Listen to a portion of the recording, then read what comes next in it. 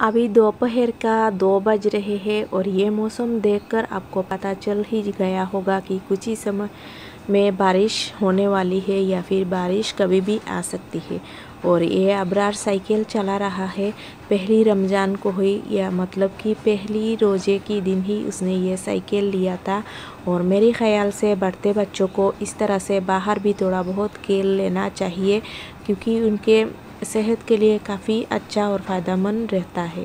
तो ये देखिए, ये उसका साइकिल है, उसने पहले रोज़े को ही लिया था। और ये साइकिल लेने के लिए काफ़ी दिनों से वो बोल रहा था, तो रोज़े के दिन, पहले रोज़े के दिन ही इसे साइकिल दिला दिया उसके अब्बू ने। और साइकिल के पास देखिए हमारा ये मी आ चुका है अपनी माँ को ढूंढते हुए। ये भी साइकिल के पास आकर खड़ा हुआ है और ये अभी अपनी माँ को ढूंढ रहा है। इसकी माँ आई नहीं और थोड़ी ही देर में आ जाएगी। और ये अभी बहुत चिल्ला रही है माँ के लिए। अस्सलाम वालेकुम व्यूअर्स, कैसे हो आप सब। और मैं दुआ करती हूँ कि आप सब भी ठीक रहे और अपने अपने घरों में स्वस्थ रहे, क्योंकि अभी सिचुएशन बहुत ख़राब चल रही है कोरोना की वजह से। तो जैसा कि आप सबको पता है कि अभी रमज़ान चल रहा है और रमज़ान के महीने में हम सबको ज़्यादा से ज़्यादा अल्लाह से दुआ करना चाहिए कि इस कोरोना से, इस महामारी से हमें निजात दिलाए।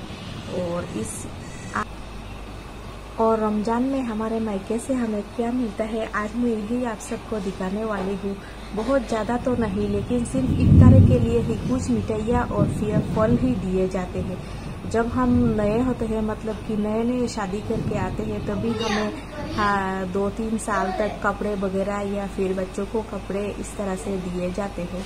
लेकिन अभी तो मेरे बच्चे भी बहुत बड़े हो चुके हैं और अभी सिर्फ इफ्तारी के लिए कुछ मिठाइयाँ और फल दिए जाते हैं। तो आज मैं आप सबको यही दिखाने वाली हूँ। तो चलिए चलते हैं।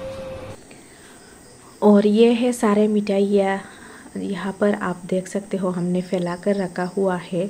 कुछ इस तरह से होता है और इनमें से गुलाब जामुन और रसगुल्ले तो बिल्कुल कॉमन ही होता है, हर किसी को देते हैं। और इसके साथ में और कुछ कोई जो सूखी मिठाई होती है वही होता है। गुलाब जामुन, रसगुल्ले और जलेबी, ये सब बिल्कुल कॉमन सी बात है, ये सब देते हैं। कोई कुछ भी दे या ना दे, ये 3 चीज़ें बिल्कुल देते ही है। और इसके साथ में ये आप देख सकते हो कुछ नमकीन वगैरह भी है। और फलों में तरबूज और खजूर, ये दोनों कॉमन है।